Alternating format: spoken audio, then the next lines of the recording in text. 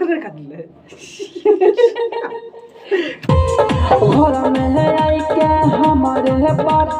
करई छे बकवास रे कोढ़िया हम नहीं रहबो जाहि के नहीं रह कहबो रे कोढ़िया घर में हमरा घर में है आई के हमारे बात करई छे बकवास रे कोढ़िया हम नहीं रहबो जाहि के नहीं रह कहबो। दांत मेरा बहुत निकल जाता है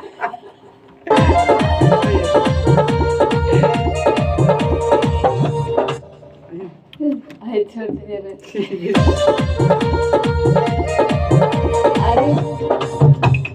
अरे यहाँ लिखल देगा वीडियो बना के दिया